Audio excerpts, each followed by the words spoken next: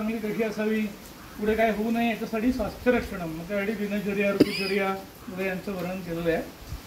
आणि दुसरं आतुरस्य विकार प्रशमनमच, जो आजारी आहे त्याला त्याच्यातनं बरं करून बाहेर काढणे, यासाठी दोन्ही गोष्टींसाठी म्हणून आयुर्वेद काम करतो. मी मध्ये एक असा एक उद्योग केला होता की आयुर्वेद हा इंग्रजीमध्ये आणि अन्य देशांमधल्या लोकांमध्ये कसा कसा पोचलेला आहे, म्हणून मी त्या इंग्लिश माणसांची अनेक व्याख्यानं ऐकायचो, जे नावाजलेली माणसं अशी. तर हे लोक सगळेजण जे आयुर्वेद महान आहे ह्यावेळे त्यावेळे अशी सगळी जी काही व्याख्यानं करत असतात मोठे प्रोफेसर, तो त्याच्यामध्ये हे एकच घोडं दामट टाईप, मी या व्हिडिओमध्ये मुद्दाम बोलतो ह्या विषय, एकच घोडं दामट टाईप, स्वस्थस्य स्वास्थ्य रक्षणम, हे कसं स्वस्थ माणसाचं एक प्रिव्हेन्शन करू शकतं. पण पुढचं वाक्य ते बोलतच नाही. आतुरस्य विकार प्रशमनमच, नुसतं स्वस्थाचं स्वास्थ्य रक्षण नाही तर आयुर्वेद हे रोगी माणसाचा विकार सुद्धा बरं करणारं शास्त्र आहे. आणि ते शास्त्र आहे हा त्याच्यातला विषय मिसिंग होतोय अनेक व्हिडिओजमध्ये.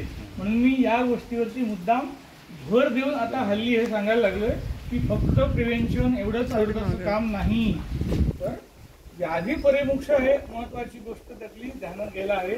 त्याच्यासाठी चांगले वैद्य घडणे, चांगले वैद्य घडवणे, समाजाला त्याच्यासाठी तयार करणे ही एक वेगळं काम असू शकतं. पण नुसतं प्रिव्हेन्शन एवढंच फक्त आयुर्वेदाचं काम नाही, तर उत्तम प्रकारे विविध व्याधींची, साध्य व्याधींची, चरक सुद्धा साध्य व्याधींची म्हणतो, जे असाध्यनाम प्रति नास्ती चिंता म्हणतो, तो ज्याला कॅन्सर झालाय आणि सगळं बाद झालंय आणि शेवटचे झटका मोजतोय तेव्हा तो काय औषधं खायला घाला आणि नाकातोंडात नाड्या घालून ठेवा असं चरक सांगत नाही. पण जे साध्य व्याधी आहेत, या साध्य व्याधींची उत्कृष्ट प्रकारची चिकित्सा करून ते लोक बरे होऊ शकतात, अशी चिकित्सा आयुर्वेदामध्ये सांगितलेली आहे. धन्यवाद. मध्ये मसाल्यांमध्ये पण ते असते ना, तर काळी मिरी आपण मसाल्याचा भाग म्हणून वापरतो. पण काळी मिरीचा एक असा गुणधर्म छान आहे की ती आपण ज्याच्या बरोबर देऊ त्याचे गुणधर्म ती वाढवते आणि शरीरामध्ये त्या गोष्टीचं ॲब्सॉर्प्शन, शोषलं जाणे, ही क्रिया फार सुंदर करते. समजा एखादं तूप आहे, शतावरी करत आहे किंवा अन्य कुठलं वस्तू पचायला जड आहे, तर ती शरीरामध्ये शोषली जाणं पण आवश्यक ना. म्हणजे तब्येत बनवण्यासाठी समजा एखादी चांगली वस्तू आपण दिली पौष्टिक, पण ती पचवता आली नाही शरीराला, तर ती कशी अंगी लागणार. तर त्याला मिरी त्याच्याबरोबर दिली की त्याचे गुणधर्म चांगले, अग्नी चांगला होऊन ते चांगलं शोषण करून घेण्याचं काम त्या मिरीचं छान आहे. आणि त्या मिरीचा उपयोग नुसता त्या काळी मिरीच्या फळांचाच नाही तर पानांचा सुद्धा उपयोग तेवढ्या पायपर्यंत.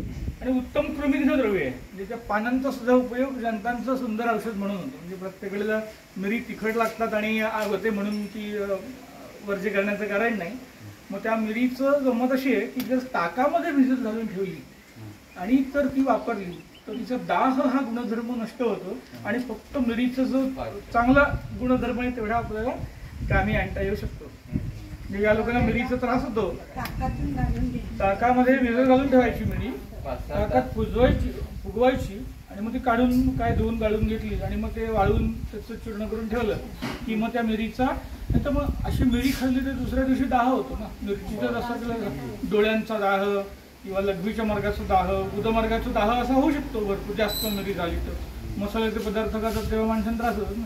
तर ताकामध्ये जर मिरी अगोदर घालून ठेवलेली असली फुगत घालून आणि मग ती नंतर वाळवली तर मग तो दाह हा त्यातला नष्ट होऊ शकतो. आणि पांढरी मिरी पिकलेल्या काढतात त्याचा काय औषधांमध्ये जी वापरण्याची आहे ना ती मॅक्झिमम श्वेतमरीच्याचा वापर आहे.